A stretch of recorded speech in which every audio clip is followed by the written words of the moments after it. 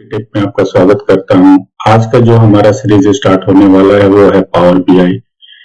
ये business intelligence को हम लोग देखेंगे कि किस तरह से हम लोग इसमें डैशबोर्ड डेवलप कर सकते हैं। इसमें बेसिक टू एडवांस सारा डिटेल हम लोग क्रिएट करेंगे और इन टू इंड एक डैशबोर्ड भी हम लोग क्रिएट करेंगे जिसमें आप सारा डिटेल देख सकते हैं। आज का जो एजेंडा है इसमें बेसिकली हमारा सिस्टम रिक्वायरमेंट क्या होना चाहिए, हम लोग पावर बीआई डेस्कटॉप को किस तरह से इंस्टॉल करेंगे, इंस्टॉल करने में किस तरह के सेटिंग्स हमें करना पड़ेगा, सिस्टम का रिक्वायरमेंट क्या होगा, ये सारा आज हम लोग देखेंगे।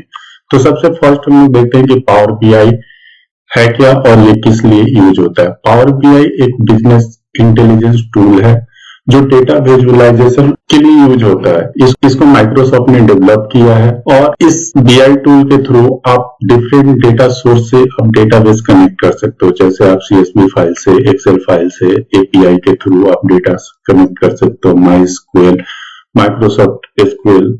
आप जो भी डेटा फॉर्मेट देखोगे उसमें आप इससे कनेक्टिविटी कर सकते हो और ये कनेक्टिविटी करने के बाद वो उस डेटा के थ्रू आप लोग डेटा को एनालाइज कर सकते हो, डेटा को ट्रांसफॉर्म कर सकते हो और इससे बिजनेस को डिसीजन लेने में आपको हेल्प होता है। किसी भी ऑर्गेनाइजेशन के अंदर में आप डिसीजन मेकिंग के लिए आप एक डैशबोर्ड इनसाइट क्रिएट कर सकते हो। तो सबसे फर्स्ट हम लोग बात कर लेते हैं सिस्टम रिक्वायरमेंट क्या होना चाहिए। ऑपरेटिंग सिस्टम जो है आपका विंडो 10 और उससे लेटेस्ट 11 होना चाहिए। जो 64 बिट अगर रहता है तो वो प्रीफर्ड है।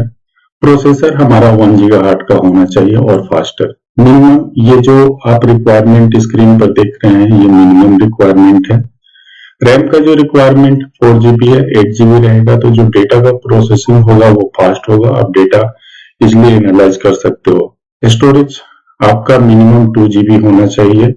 डिस्प्ले रिजोल्यूशन आपका 1440 इंटू 900 रिजोल्यूशन और उससे हायर आपका प्रेफर है। अगर ये नहीं होता है तो जो आपका डैशबोर्ड डेवलप होगा वो थोड़ा सा ब्लर दिखेगा।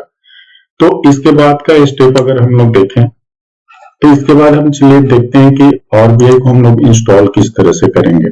तो सबसे फर्स्ट पावर बीआई डाउनलोड करने के लिए सबसे फर्स्ट हम लोग गूगल में जाएंगे, यहाँ पर क्लिक करेंगे पावर बीआई डेस्कटॉप। इस पर क्लिक करने से हमें माइक्रोसॉफ्ट का ऑफिशियल साइट पर हम लोग चले जाएंगे और यहाँ पर हमें दिखेगा जो लैंग्वेज में हमें डाउनलोड करना है। हमने सेलेक्ट किया, यहाँ 64 बिट का हमें डाउनलोड करना है। डाउनलोड पर क्लिक करेंगे तो ये हमारा डाउनलोड स्टार्ट हो जाएगा। एक बार ये डाउनलोड कंप्लीट होने के बाद हम लोग देखते हैं कि उसको हम लोग किस तरह से इंस्टॉल करेंगे। अभी ये फाइल डाउनलोड देखेंगे तो यहाँ पर हमारा पावर बीआई का ये देखेंगे तो हमारा पावर बीआई डेस्कटॉप ये डाउनलोड हो गया है। डाउनलोड होने के बाद हम लोग देखते हैं कि इसको किस तरह से इंस्टॉल करना है। तो सबसे फर्स्ट इस आइकन पर आप डबल क्लिक करेंगे तो ये आपका इंस्टॉलेशन प्रोसेस चालू हो जाएगा।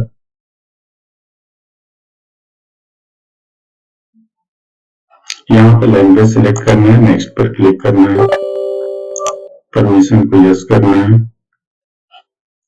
उसके बाद हमें नेक्स्ट पर क्लिक करना है, यहाँ पर लाइसेंस एग्रीमेंट को एक्सेप्ट करना है। उसके बाद आप लोग नेक्स्ट क्लिक करोगे। ये हमारा पाथ है जहाँ पर माइक्रोसॉफ्ट पावर बीआई इंस्टॉल हो रहा है। नेक्स्ट पर क्लिक किया, हम लोगों ने इंस्टॉल किया। ये सेटअप इंस्टॉल होने में थोड़ा सा टाइम लगेगा। ये सेटअप इंस्टॉल हो जाता है उसके बाद हमें एक आइकन देखने को मिलेगा जो पावर बीआई का जो ऑफिशियल लोगो उस तरह का आइकन आपको डेस्कटॉप पर और आपको स्टार्ट मेन्यू में दोनों जगह पर आपको दिखेगा। तो एक बार इंस्टॉल हो जाता है। इंस्टॉल होने के बाद इस तरह से हमारा पावर बीआई डेस्कटॉप इंस्टॉल हो गया। इसको फिनिश करने के बाद आप डेस्कटॉप पर देखोगे तो इस तरह का आपको आइकन दिखेगा। इसको स्टार्ट मेन्यू से भी आप लोग क्लिक करके यहाँ से ओपन कर सकते हो power BI desktop.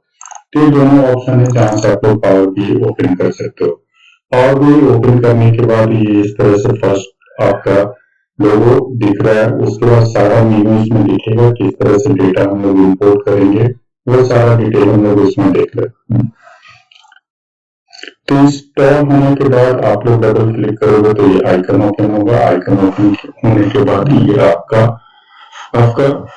Power BI desktop development के लिए तैयार है। अगर यहाँ पर देखा जाए तो आपको कुछ इनिशियल मेनू देखेंगे। मेनू में अगर आप वहां पर माउस और पॉइंटर लेकर जाओगे तो वो मेनू किस पर्पज से यूज होता है ये आपको साइन इन करना पड़ेगा। आप हॉटमेल में कोई भी अकाउंट के थ्रू आप लोग साइन इन कर सकते हो। मेरे पास इसकी आईडी है तो मैंने उसे साइन इन कर लिया। सबसे फर्स्ट यहाँ पर भी टैब में देखेंगे तो यहाँ पर एक्सेल वर्कबुक, एसक्यूएल सर्वर, ये सारा डिटेल दिया। हम सबसे फर्स्ट जाते हैं ब्लैंक रिपोर्ट में। तो यहाँ पर आप लोग अपने हिसाब से किस तरह का आपको मोड चाहिए, डार्क चाहिए, लाइट चाहिए, उस हिसाब से आप लोग इसको सेलेक्ट कर सकते हो। मैं ये सेटिंग्स को यहाँ पर ही क्लोज कर देता हूँ। उसके बाद यहाँ पर फर्स्ट अगर यहाँ पर देखेंगे तो हमारा रिपोर्ट व्यू है। रिपोर्ट व्यू बेसिकली इसलिए यूज होता है कि हम लोग जो भी रिपोर्ट क्रिएट करते हैं वो यूजर को देखने में किस तरह का उसका व्यू होगा।